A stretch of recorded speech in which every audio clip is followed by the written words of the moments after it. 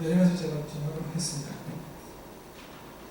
일단 오늘 드릴 말씀은 이제 포스트 휴먼 법이라는 게 포스트 휴먼 사회가 도래하고 포스트 휴먼 현상이 발생하다 보니까 그에 따라서 이제 우리가 무엇을 해야 되는 어떤 누구나 책임 문제가 발생할 수 있는데요.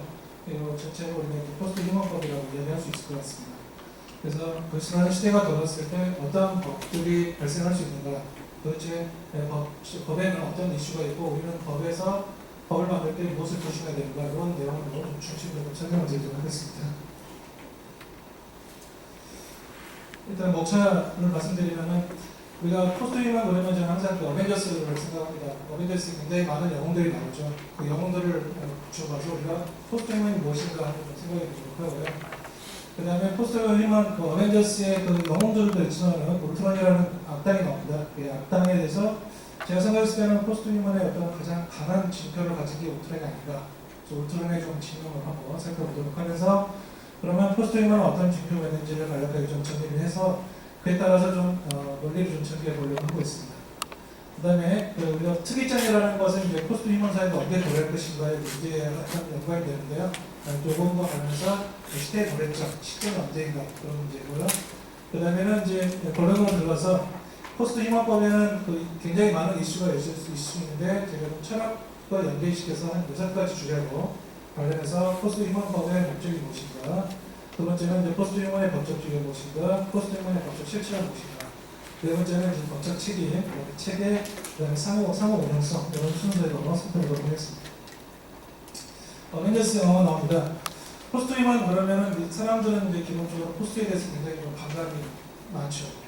보시면은 여기 나와 있는 헐크나 캡틴 아메리카나 아이언맨은 영웅입니다. 근데 이제 이분들도 그 포스트 휴먼적 요소가 있습니다.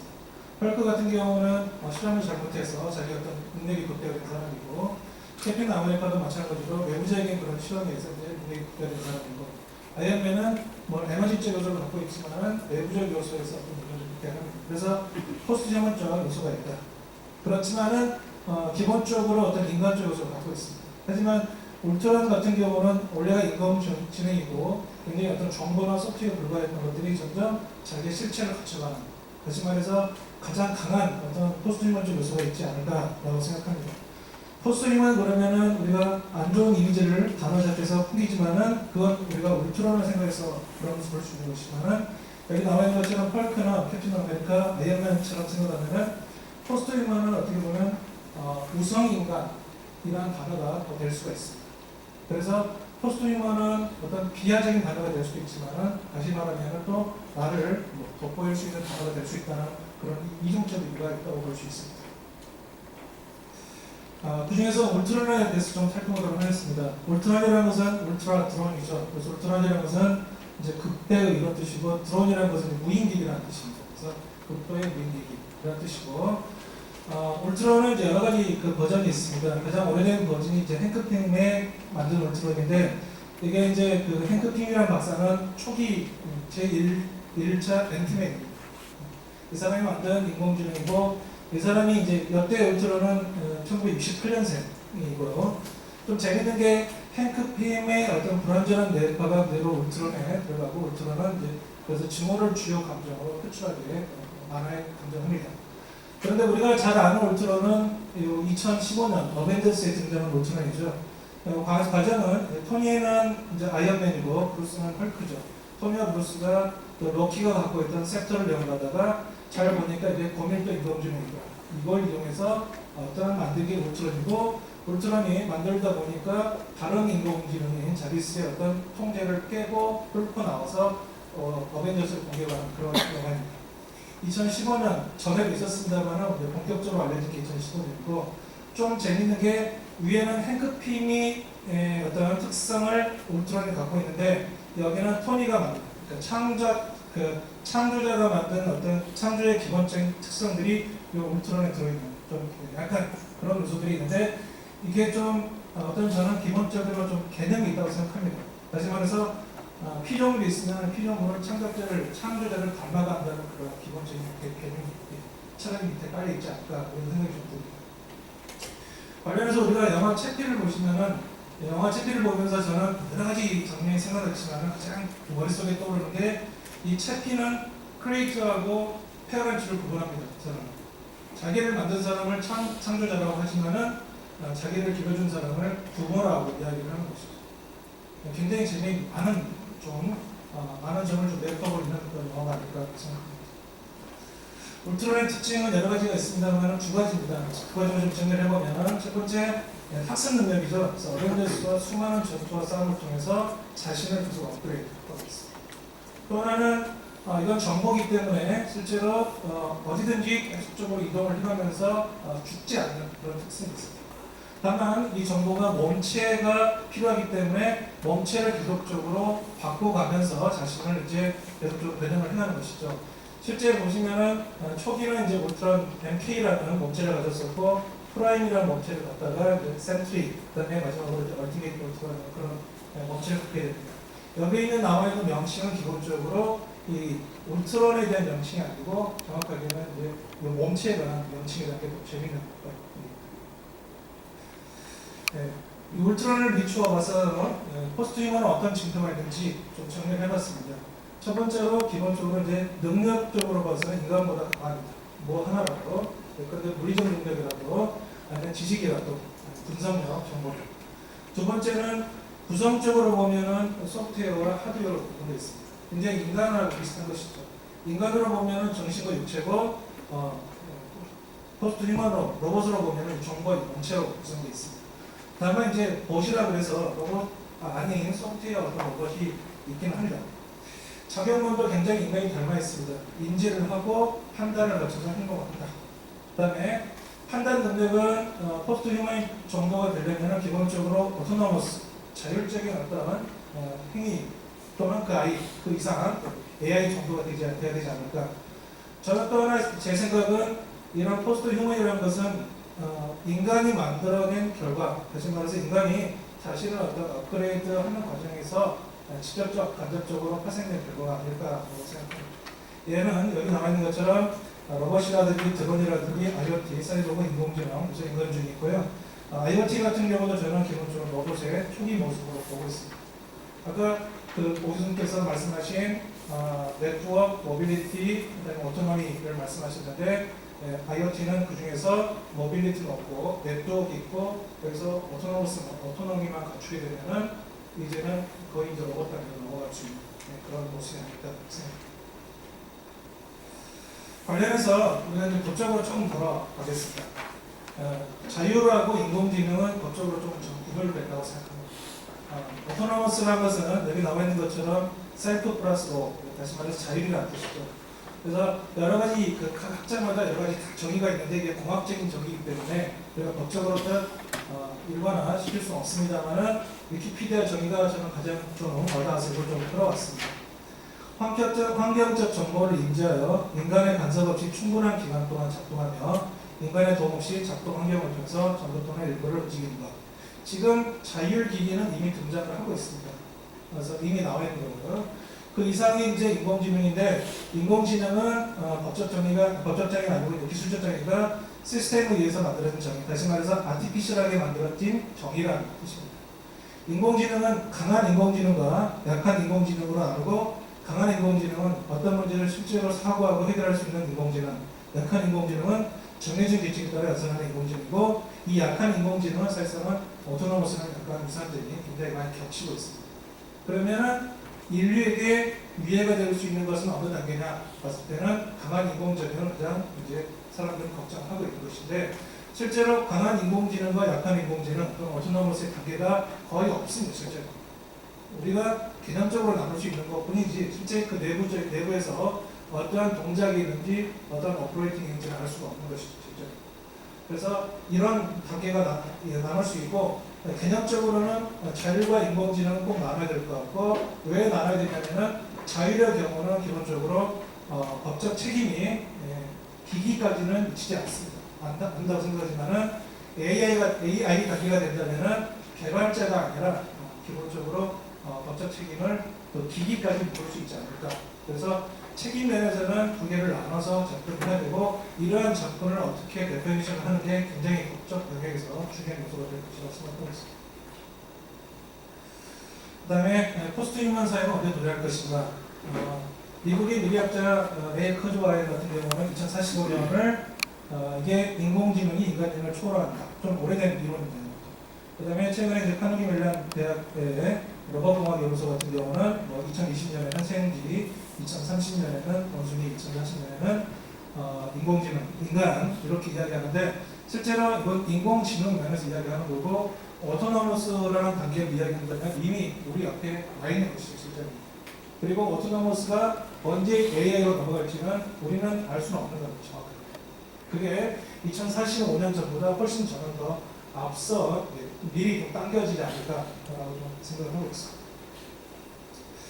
그러면 이제 포스트 휴먼법은 무엇을 연구해야 되는가? 그래서 이제 6가지 이슈 정도를 좀 정리를 했습니다. 물론 이슈를 이제 만들다 보면 수백 가지, 수천 가지 나올 수 있고요. 첫 번째는 포스트 휴먼법은 무엇을 위해 준다는가? 목적이 무엇인가? 인간을 위한 법인가? 아니면 인간과 포스트 휴먼을 위한 법인가? 철학적으로는 이건 인간하고 포스트 휴먼의 관계를 어떻게 개념적인 할 것인가의 문제와 관련이 있습니다. 두 번째 문제는 포스트 휴먼의 법적주의. 지금 현행 법은 인간과 물건의 이용법적 접근을 하고 있습니다. 그 사이에 아무것도 없는 것이죠. 헌법적으로, 민법적으로 보면 동물 같은 경우는 물건을 우리가 취급을 하고 있는 것이죠. 그러면 포스트 휴먼은 AI다, Artificial Intelligence다. 그러면 이 인텔리전스라는 면에서는 인간과 굉장히 유사하고 아티피셜이라는 면에서는 인간하고 좀 다른 점이 있는데 결과론적으로 인간과 유사한데 이걸 인간적 요소로 보아서 또는 물건적 요소로 보아서 어디에 가깝게 분류할 것인가 문제가 발생할 수밖에 없습니다. 세 번째 문제는 포스트 휴먼의 법적 실제. 이건 생명이 무엇이냐, 인간의 어떤 존재에 관한 것인데요. 사람 같은 경우는 사람이 권리 주체로서 보장을 받으려면 사람이 태어나면서부터 죽을 때까지 언제 태어나냐, 언제 죽냐는 다 사람마다 다를 수밖에 없는 것이죠. 개념이. 참 그런데 이런 로봇 같은 경우는 아까 울트론에 의해서 봤듯이 정보라는 건 영원불멸을 한 것이죠. 다만 이 껍데기만 계속 바꾸고 하고 있다. 사람과 좀 다른 점이 있지 않을까. 그래서 무엇을 포스트 휴먼의 실체로 봐야 될 것인가 문제로 발생할 수 있습니다. 네 번째는 사실상 지금 어떤 이제 로봇법이라든지 가장 많은 논의가 되고 있는 게 사고가 났을 때 누가 법적 책임을 지냐라는 것들인데요.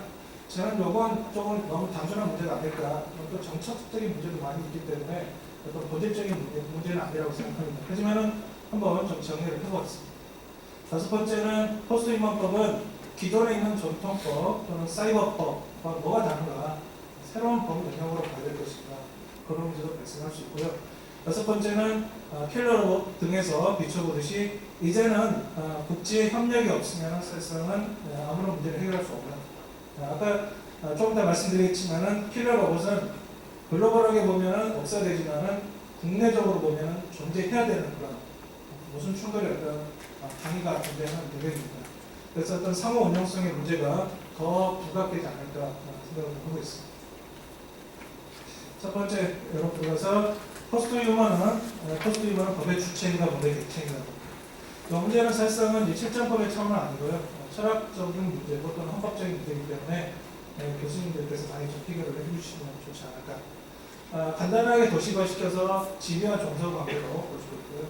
또 하나는 상호 공존 조화 관계. 다시 말해서 로봇이 우호적인 사람은 공존할 수 있다 이렇게 이야기할 수 있는 것이고 로봇에 대해서 굉장히 좀 비판적인 사람은 그렇지 이건 다스려야 된다라고 생각할 수 있는 것입니다. 지배와 정속 관계로 보면은 새로운 로마 시대가 돌아갈 수 있는 것이죠. 신노예사가 될 수도 있는 거고 우리는 또 로봇을 반려동물처럼 생각할 수도 있는 것입니다. 어느 게 더 좋을 것인가? 이게 그러면은 일시적인 것인가 또는 30년, 40년, 200년까지 이런 관계가 계속 유지가 될 것인가 문제로 본질적으로 발생하고 있습니다. 관련해서 굉장히 유명한 그 아시모프의 로봇 상원칙을 좀 설명을 드리도록 하겠습니다. 아시모프라는 사람은 이제 40년대 이제 그 소설가인데요. 그때 여기서 이야기하는 로봇은 오토노머스를 넘어서 AI 단계를 이야기하는 겁니다. 그래서 로봇은 세 가지 원칙을 지켜야 된다. 첫 번째 룰은 인간에 대해서 해를 끼치지 말아야 된다. 두 번째는 즉 명령을 격정해야 된다. 세 번째는 그 스스로 위험해서 스스로를 지켜야 된다라는 원칙을 만들어냈고요. 그래야만 이제 로봇이 로봇으로서 제대로 어떤 룰을 다한 것이다 라고 이야기하는데, 이 아시모프 같은 사람은 기본적으로 로봇을 어떻게 보고 있냐 보면은 지배와 종속 관계를 좀 보는 면이 좀 있습니다. 실제. 다시 말해서 이러한 룰을, 이러한 관점에 따라서 이제 공존의 관계가 교활 관계냐 지배 종속 관계냐가 드러낼 수 있는 것이죠. 실제. 이 아시모프의 로봇 상원칙은 계속적으로 비난을 받았고요. 비판을 받았고, 스스로 아시모프 자체도 뭐가 만들어 놓고 스스로 자꾸 어떤 모순점을 찾아내려고 애썼던 노력이 있습니다. 대표적으로 이제 아이로봇이라는 영화도 있었고 소설도 있는데요. 여기서 보시면은 AI 미키라는 굉장히 오른쪽에 나와 있는 중앙 컴퓨터인데요. 얘는 로봇의 상원칙을 지키기 위해서 이론칙이 인간한테 피해를 주지 말아야 된다는 원칙이죠. 보니까 인간은 전쟁을 일으키고 환경 파괴 등을 통해서 수술에 위험에 빠뜨리니까 차라리 인간을 통제하는 게 오히려 인간에게 도움이 되겠다는 논리를 만들어냈습니다. 그래서 결국 모든 인간들을 전부 격리를 하게 되는 것입니다. 그렇습니다. 이게 개념 자체는 굉장히 오래된 개념이고 이제 영화는 최근에 나왔고요. 오른쪽이 이제 비키고 왼쪽이 그 감정을 가진 이 문제를 극복하게 된 아이로봇의 새로운 유형의 아이로봇이라고 볼 수 있습니다. 관련 문제로서 인간을 로봇으로부터 보호. 자, 로봇이 등장했을 때 뭐 뻔한 얘기지만 이제 프라이버시 심리가 극대하겠죠. 로봇을 많은 정보를 주면서 그걸 스스로 처리하고 또는 어떤 경우는 그럴 수 있습니다. 사람한테 공격을 메일을 보낼 수 있는 거죠. 너 뭐 안 하면은 너 세상에 퍼뜨리겠다. 이런 수도 있고요. 더 큰 문제는 로봇으로 인해서 인간은 이제 근로 원리도 상실하지 않을까. 다시 말해서 일자리를 잃게 되고 또 굉장히 많은 어떤 사회적 방황, 비용이 발생하지 않을까 걱정도 하고 있습니다. 두 번째는 포스트휴먼의 법적주의입니다. 전통적인 법 개념에서 보면은 이용법제입니다. 사람 아닌 물건입니다. 생명이 있더라도 다 물건이고, 식물도 물건이고, 동물도 물건입니다. 그래서 동물이 죽으면 손괴죄로 처벌하는 것이지, 실제로 뭐 살인이라든지 이렇게 보지 않습니다. 다만 최근에 그런 틀이 좀 깨지고 있는데요. 일부 법법에서 동물보호법 같은 경우는 동물을 사람과 물건의 중간 영역으로 다루고 있습니다. 그래서 그러한 개념이 포스트휴먼한 법적주의에 좀 도입을 할 수 있지 않을까 생각하는데요. 재미있는 것은 그냥 여담으로 동물보호법상의 동물이라는 게 이렇게 정의되어 있습니다. 고통을 느낄 수 있는 신경 체계가 발달한 척추동물. 근데 척추동물 아니면 아닌 거고 동물이라고. 그 다음에 포유 조리는 다 들어가는데요. 일부 파충류는 또 빠지고 일부 어류는 빠집니다. 좀 제가 생각했을 때는 좀 왜 이렇게 만들었을까라는 생각도 좀 드는 거죠. 동물은 다 보호해야 되는 거 아닌가? 그런데 일부 동물은 보호해야 된다. 이런 관점이 좀 들어있는데요. 포스트휴먼에도 이런 게 좀 반영이 될 수밖에 없지 않을까 생각을 하고 있습니다. 포스트휴먼에 대해서 너의 법적주의는 뭐냐라고 물었을 때 어떤 사람들은 물건이다 라고 이야기할 수 있는 거고, 어떤 사람은 동물과 유사하다 라고 이야기할 수 있는 거고, 어떤 사람은 동물보다는 낫지, 사람과 유사하다 이렇게 이야기할 수 있는 것입니다. 그러니까 세 번째 견해를 본다면 이제 법적주의라는 게 등장할 수밖에 없는 것이고요. 그런데 이제 마찬가지로 이 동물의 개념을 바운더리를 좀 이렇게 리미티드 시킨 것처럼 결국 이제 포스트휴먼 전체에 대해서 법적주의 인정 여부를 논하게 되면 우리는 계속 논란에 살 수밖에 없습니다. 다시 말해서 만약에 법적주의를 인정한다고 치면은 좀 유연한 자세, 어디까지 포스트휴먼 중에서 어디까지 법적주의를 인정할까의 문제를 좀 접근하는 게 좀 논란의 소리를 줄일 수 있을 거라고 생각이 듭니다. 관련해서 이제 로봇이 법적주의가 인정된다면 권리가 발생하겠죠. 소유권, 상속권 있을까요? 생각이 볼만합니다. 저작권 문제는 지금도 발생하고 있습니다. 로봇이 기사도 쓰고 그림도 그리고 책도 씁니다. 그러면 로봇에게 저작권을 인정할 수 있느냐 이렇게 발생할 수 있고, 인간과 로봇의 혼인 좋아할 수 있는 거죠. 지금 뭐 오타쿠도 많이 좀 큰 사람들도 있고 그래서 로봇이 인간과 로봇이 혼인하겠다 그러면 이런 논리를 인정할 수 있는 것도 조만간 나오지 않을까 생각이 듭니다. 세 번째 개념은 인간 포스트휴먼의 법적 실체입니다. 사람을 보시면 사람의 시작은 어디냐? 착상시다, 노출시다, 아니다, 일부 노출이다. 이런 여러 가지 개념이 나올 수 있는 거고요.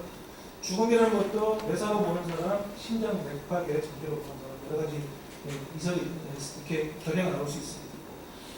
그런데 이제 조금 좀 생물학적으로 보면은 인간의 생명은 두 가지 축에서 두 가지 동력에서 움직입니다. 하나가 심장 맥박이 있어야 되고요.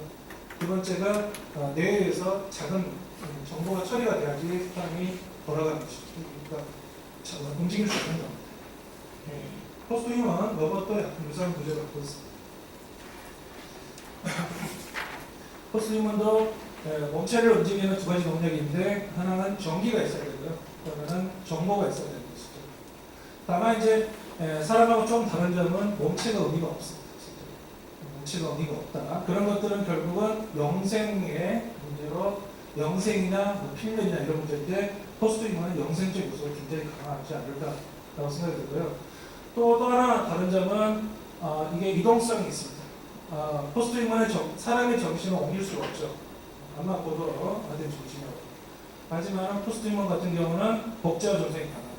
아래 보시면 채피라는 영화를 보시면은 사람의 기억을 사람의 정신을 담아서 소프트웨어적으로 당겨서 또 다른 사람의 인식을 하고 다른 기기에 옮기는 그런 영화가 나오고 실제 사람의 기억의 알고리즘을 소프트웨어적으로 바꾸는 기술도 지금 TV에 또는 신문에 자주 나오고 있는 상황입니다. 이랬을 때 포스트휴먼의 법적 실체는 무엇이고 갈 거냐. 또 하나 더 재밌는 문제는 사람은 심장이 작동하지 않으면은 뇌가 의미가 없는 것이죠. 근데 포스트휴먼 로봇 같은 경우는 전기가 끊었다 들어갔다 끊었다 들어갔다 문제가 없고 사람하고 다른 것이죠. 결국은 이런 것들 때문에 포스트휴먼 로봇의 법적 실체는 정보나 또는 소프트웨어 뭐 이런 쪽으로 가지 않을까. 그랬을 때 이게 이제 필면의 문제 또는 영생의 문제도 같이 이제 발생할 수 있을 것 같습니다. 네 번째는 이건 제가 생각할 때는 아까도 말씀드렸듯이 큰 문제는 아닙니다. 포스트휴먼의 법적 책임. 우리가 이제 법적 책임을 물을 때 제작자가 제조물 책임, 피해 책임이고 점유자나 소유자는 공작물 책임이고 동물의 경우 이제 점유자가 책임지다 이렇게 나와 있고요. 특히 관련된 건 이제 공작물 책임이 많이 문제가 되는 것이죠. 공작물이라는 것은 그냥 이게 오토노머스도 아니고 그리고 AI가 아닌 정말 하이 레벨의 기계인 겁니다.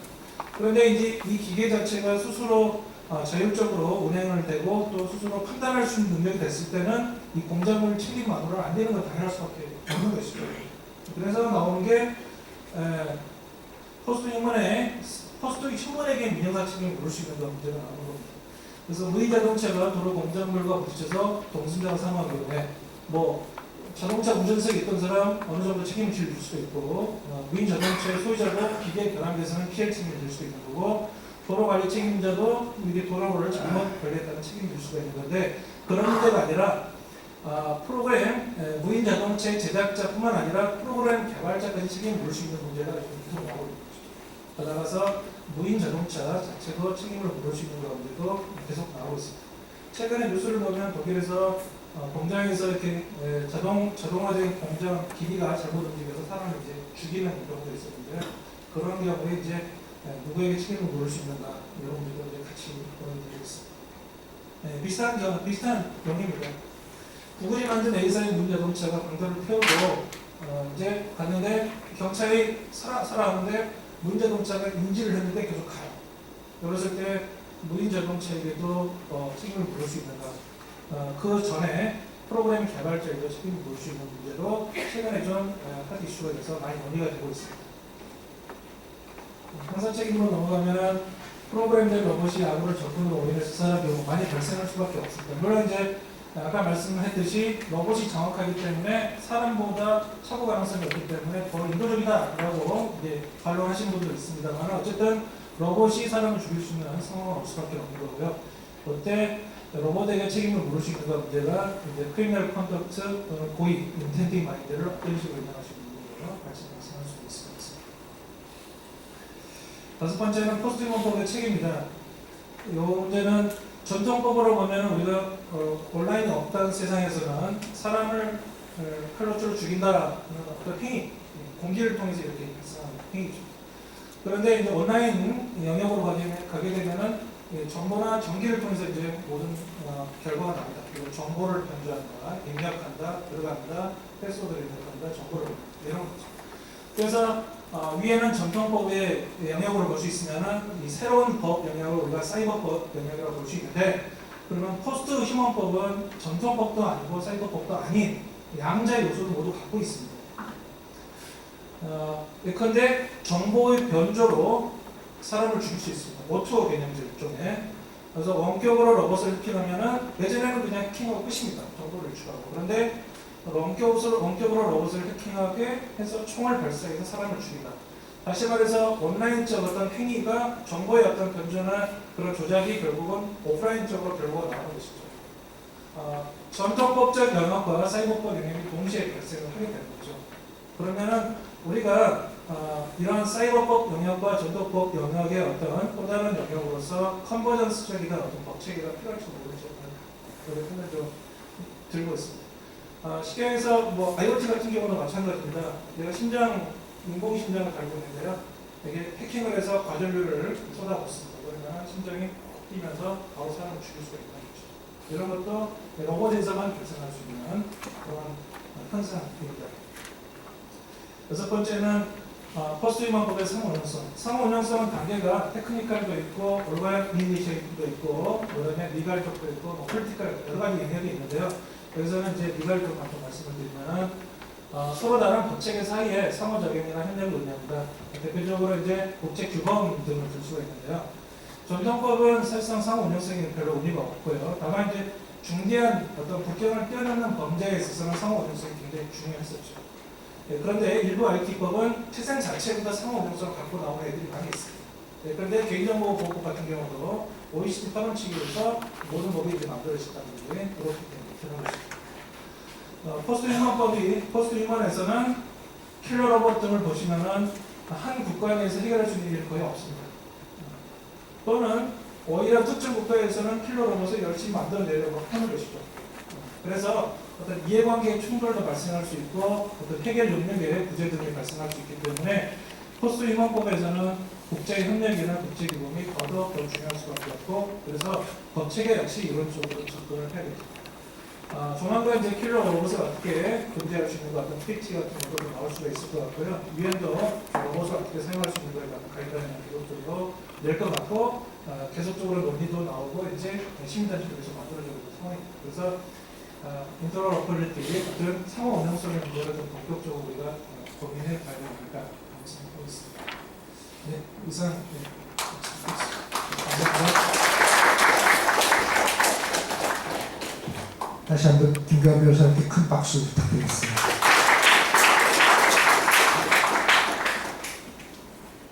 오주로 교수님 강연 듣고 좀 안심을 했는데 변호사님 강의 듣고 나니까 골치가 찌끈찌끈 아파오는데요. 그래서 10분 동안 휴식하겠습니다. 10분 후에 여러분들이 가지고 있는 고민거리를 가지고 오셔가지고 질문도 해주시고 답변도 들으면서 오늘 완벽하게는 해소 못하더라도 조금은 돌아갈 수 있게 좀 가벼운 마음으로 가셔야 되지 않겠습니까? 그래서 10분 동안 휴식하고 질의응답 시간을 갖도록 하겠습니다. 네, 10분 휴식하겠습니다.